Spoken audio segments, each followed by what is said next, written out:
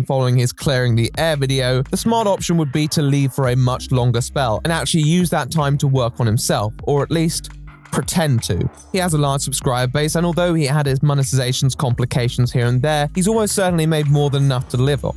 I hope his family would be happy to support him alleviating these glaring infirmities, and if he was actually receiving therapy, then he could take the time out until those results began to show. Nevertheless, he demonstrably had a deep connection to his YouTube channel and wanted to upload again. He wanted this behind him, which wouldn't be possible if he committed to another break. So another option would be to try his luck at addressing the allegations again, this time in a more comprehensive manner. It was unlikely to win too many over, but it may curb some of the malaise that had persisted throughout the situation. However, this would only work if he could make a somewhat coherent case for himself, and with the abundance of evidence against him, many were doubtful of his prospects at effectively justifying or even explaining the mentality behind much of his exploits. So out of these two, the first option did still seem more probable, but little did we know there was an option C, which although not impractical did seem rather foolish, even to someone of Minilad's present notoriety. That option would be to resume an upload schedule like nothing had happened at all. Yet, this was the option that Mini exercised. It's been 10 months since the last video. I miss gaming. So that being said, shall we? Yes, only 8 days after his clearing the air blunder, he uploads a video called Internet's Craziest Gaming Glitches. I'm not sure if the missed apostrophe is an oversight or a cry for help, but to summarize, in his video, he reacts to the popular subreddit r/gamephysics, imparting priceless insight with his reactions to the titular forum. This video appears to have been recorded while he was still in his previous accommodation, and thus seems to be a planned release. But regardless of when it was made, the Minilad flair was shining through. Okay.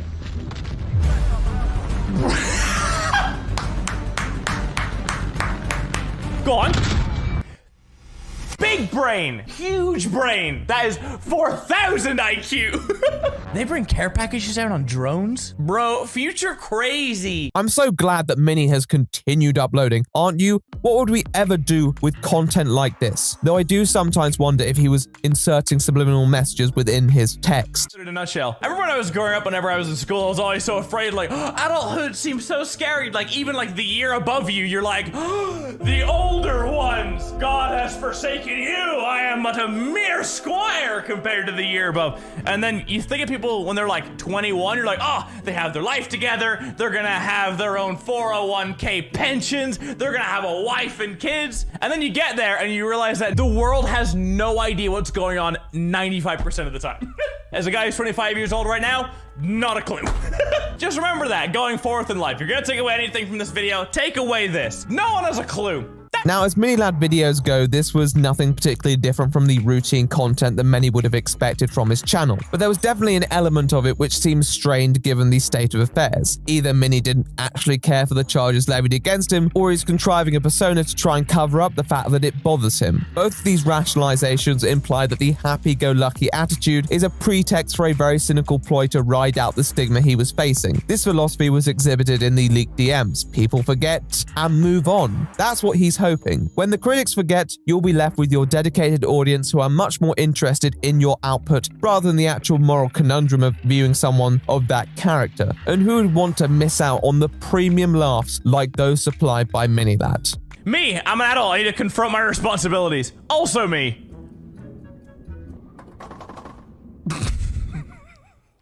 You got nothing. Good effort, good effort.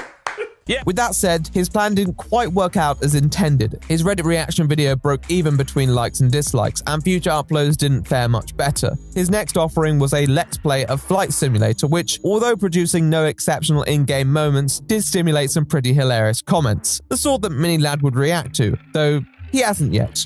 Good idea, Craig, write that one down. That aside, his ratio was much worse on this video, with the likes more than halving and the dislikes actually increasing on the previous upload. His next video didn't show signs of improvement either, although he did secure a sponsorship for it. It was your job to bring the speaker. You go to your car and you realize the speaker is dead. What are you going to do? Your friends are never gonna trust you again. You're never gonna get invited out anywhere again. Your life is gonna come spiraling down. Oh, Jimmy, with the brand new Cove Commuter 2, you'll never have to worry about that again. With its amazing 7-hour battery life, a subwoofer on both ends to play bangers with volume like this.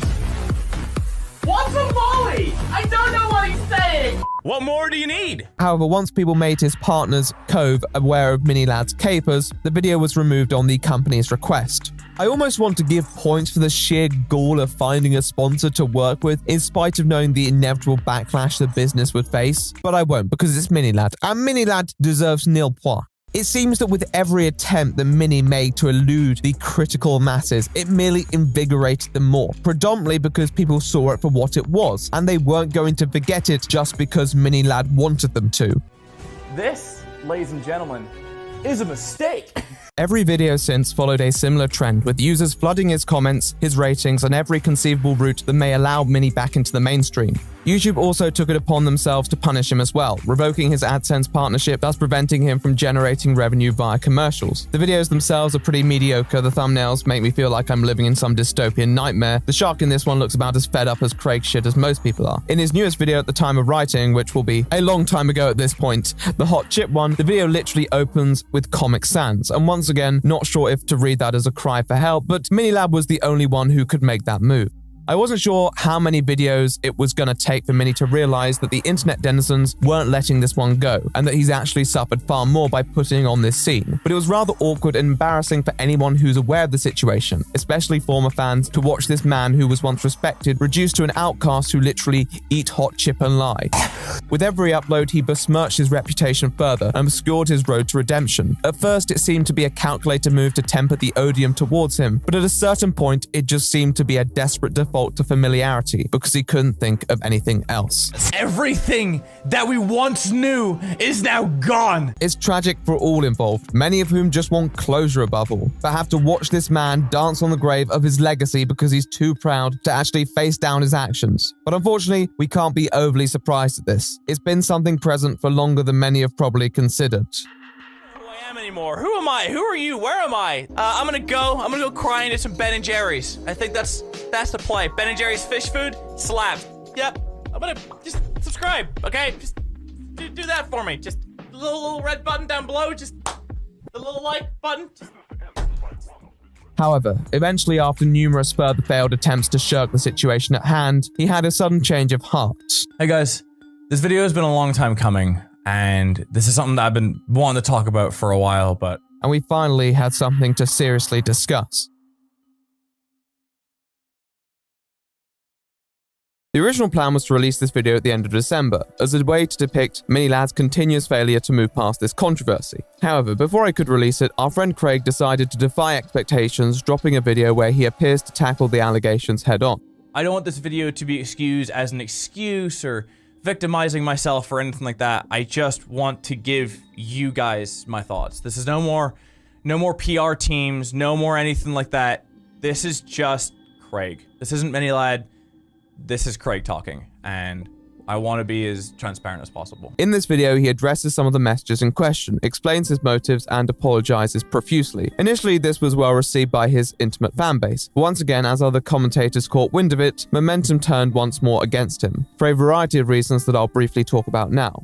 You know what I'm saying? Why would you even get into that position in the first place, if we're just being brutally honest here? Like, that's just some weirdo shit to me, you know what I'm saying? Like, I can't imagine, like, getting into a relationship or, like, flirting with anyone who's not an adult at this point, bro. Some of these people responded to him by once more chastising his actions, which isn't wrong, but he's not necessarily defending them in this circumstance. So saying he shouldn't have done it is somewhat redundant because he's not disputing it. Others went in on the evidence that he admitted, such as various comments we've discussed prior that really do not flatter his character in any way. And I generally agree with this stance, given how the comments could definitely be indicative of his own personal attitudes. If he wanted to be fully transparent, he should have included them. However, it's also important to note those comments are primarily self-incriminating in the fact that they are an inadequate way to address his misdeeds, and this video may serve as a fresh attempt to try and reflect on his initial actions, like saving a new Word document over a previous one. I don't necessarily agree with it, but given how others have already pointed it out, I figured I'd approach this upload from a different angle. Now, I'm aware that Minilad has not been particularly honest in confronting his actions, and for many, there isn't much of an incentive to believe the explanations that he provides here. However, for the sake of discourse, I am going to entertain that position and see what can be said for it, and if there are any points of value that can be drawn from his long overdue apology.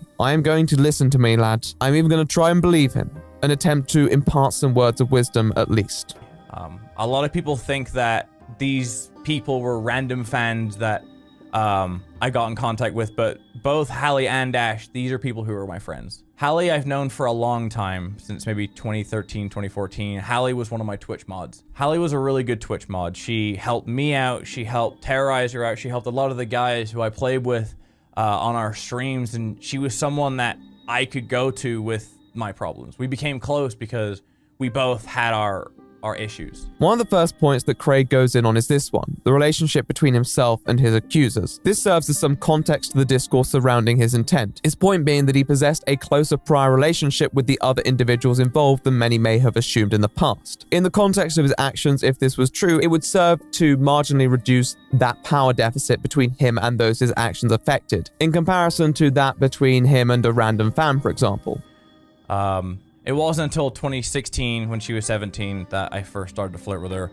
I was 21 at the time, and that's not okay. Like, and I'm aware of that. It also serves as an indirect assertion for why he may have wrongfully assumed that the people he shared these antics with were mentally prepared to interact with him on that level, and appealed to his ignorance rather than malice. Ash, to me, I knew a lot shorter. I may only have known her a few months. She was a part of a group of friends who my Twitch mods were friends with, and that's how we became friends. This is someone who I became friends with just through association with my friends, and the stuff I sent to her is just not okay either. The problem is that although this may be applicable with Hallie, he doesn't really provide it with Ash, which points to one of the most pressing issues regarding this whole shambles. However, Minnie still has explanations for his actions to convey. If this is my way of putting all my cards on the table and telling you guys what happened, I feel like I need to say it. The reason I did what I did, and there was even a message where I said this, is because what I said there is true. I did try to end my life at the beginning of 2017. I'm not looking for sympathy. I'm not looking for anything. This is not what this is about. This is telling you guys the reason. And I just want you to understand the headspace that I was in. Now, a lot of people gave him criticism for this comment, claiming that he was trying to use suicide as a scapegoat. But that's a very shaky argument for me on its own. At the end of the day, we all have mindsets that can affect our actions, and if that was the one that affected Minilad's actions, then so be it. Although what he did was extremely wrong and his position assumes accountability, being an adult does not make you an infallible being. There's no holy grail of wisdom that you sit from. People do bad things. It doesn't mean they're eternally damned to be bad people. However, the reasoning behind those actions is invaluable in my opinion, and this is where Minilad's perspective begins to buckle for certain audience members. There are many reasons that I can understand why someone may behave out of order. Desperation, deprivation, but I have to admit I find suicide to be a curious rationalization, especially in the context that Mini presents. He doesn't just present the thought as one's impending death as an explanation for his actions, but as a motivation for his actions. This idea that if he was going to go out, then he might as well go out with his greatest vice. But if your own mortality is the only thing keeping you from behaving in such a way, then it just pays more testimony to this idea that you're a self-interested charlatan. Your moral compass shouldn't be based on the consequences that you personally have to face down for your actions, especially given their severity. However, at the same time, he does also acknowledge this not too long after. The reality is I was being selfish. I wasn't thinking about repercussions. I wasn't thinking about anything. I was just being stupid, and I really want to apologize for that. I just wasn't thinking, and I regret it, and I've regretted it since, and for that, for both Hallie and Ash, I'm really sorry. As a matter of fact, he pretty much admits to having a completely crooked objective in the interactions, which may make some wonder why he tried to humanize it in the first place. The way I see it is once again to mediate his action, to try and distance himself from narratives that may paint him in a more Austin Jones-style predator light, which I don't think he is, although there are some parallels. He wants to make his actions somewhat tangible to his viewers while being suitably self-critical. It's the best balance for a video like this, but it doesn't feel completely compatible, thus meaning it doesn't land for a majority of his detractors and even those who may be sympathetic towards him. Why? Whenever I saw them coming out with my message, I sent them this. This isn't me. That's not right. It's something that I completely regret. I panicked, I was scared, I didn't know what to do, and I love my job so much that I didn't want it to go away. And I just wasn't right. So to Hallie and to Ash, here at the end up, and even to Laura for bringing that up, I'm sorry guys. You were my friends. I failed you. I was only thinking to myself and I was being stupid, and I wish I could take it all back. Well, there's obviously the case of too little too late, but I think the greater point that it represents is this personal change. As said, I don't think being an adult makes you invulnerable to misconduct, and although it is exceptionally irresponsible given his level of influence, and he is right to be called out for it, your relative size does not make you a fountain of wisdom. I've always advocated a live and learn philosophy. If someone has demonstrated a change in their behavior, evolved and grown as a person, then I will be the first to back them. The issue is that as a large creator, he already had a relatively small domain to prove growth that may come with evolving life circumstances. But on top of that, he just failed to do so. His failure was what provoked this in the first place. In fact, he only cared when his income began to suffer, and because he attempted to ignore it completely until that point, there's no trust in his word, whether it was coincidence or not. I could believe that he was afraid and scared for his career and everything he might lose. That's an understandable fear, but the fact of the matter is that he lost more by continuing to take advantage of people's charity and showing that he had not changed, whether he was scared or not. There may be bits and pieces that I missed, and for that I apologize. But I wanted to try and get everything in here. This is also why he couldn't afford to ignore his previous failures to address it properly and other rather dismissive comments. Now, he does have an explanation for his subpar responses, which he kind of slips in. I also wanted to add in here that a lot of people think that I haven't apologized to these girls. I had to fight my PR team for this, but in my initial apology on Twitter, I said that I would privately message an apology, separate apology to these women. And that's what I did. This idea of the PR team. Now, I've heard of these PR teams, out-of-touch lawyers and the rest, and they can really provide genuinely garbage guidance because they probably learned from the playbook of O.J. Simpson, which is a whole different arena. However, once again, it's hard to say if this is just a scapegoat, and even if it isn't, you've got to have some strength of character to not rely on other people to get you out of a mess you put yourself in. You didn't need a PR team to solicit explicit content, so what is the difference here? I feel for many this illustrated the crux of the matter, how much of it rode on how people interpreted Mini-Lad's own character in the sincerity of his actions. He admits that he behaved terribly and manipulated many people whom he shouldn't have. He's worked on himself, but I think his failure to address it has made his actions look even more incriminating. People do shitty things, make bad decisions, enter toxic dynamics. The thing is, many people do it because they either don't know better or their judgment has been impaired by other factors to the point where they have a reduced capacity to understand the possible ramifications that their behavior may entail. However, there are key nuances here that do make Mini-Lad's behavior exceptional, and whether people can articulate it or not, they know it's there. As a large creator, he targeted and became involved with people who had a specific servitude to him prior. Now, as expressed, he did have pre-existing friendships with these people in a way, and I can understand why he wanted to clarify that, because that can yield attachment sometimes that lose context of significant details, particularly online. It does challenge this idea that he was pursuing people for the sole reason that they were underage. However, this explanation is only really remotely sympathetic if it was based on genuine feelings he possessed, which, as much of the evidence and his own elaboration shows, really wasn't. He didn't have feelings for these people. He could have had anyone's attention for such images, which makes his actions seem even more dirty and opportunistic. When it comes to his behavior towards his victims, he basically coerced what he needed out of them and dipped. That's conscious sexual exploitation. Their judgment was already impacted by their own affection towards him, and his judgment, although possibly limited by his then present mentality, was merely influenced to disregard the well-being of those he affected. He often did speak down to them, and reading the DMs, even without the rest of the context, it is somewhat discomforting. The fact that he behaved in this way specifically undermines any possible context that friendship could provide. His video also skirts around his most serious misdeeds and frames it as mostly flirting. And although his interactions may have primarily occupied that category, the more severe individual incidents supersede any of the more minor ones. Frequency of occurrence in this case is a secondary factor.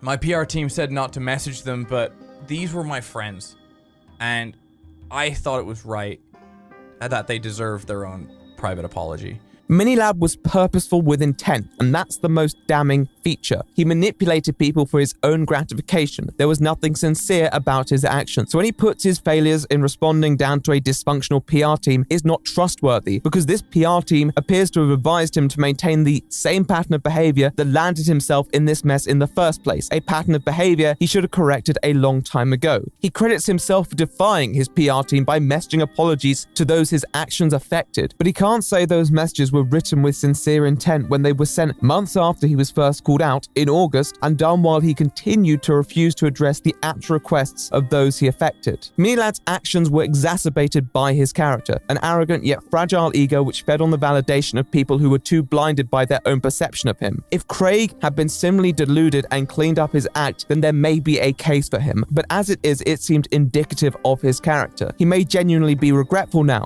but it also may be a case of not realizing what he had until it was gone. At the same time, it could just be another case of his manipulation. So let's talk about that.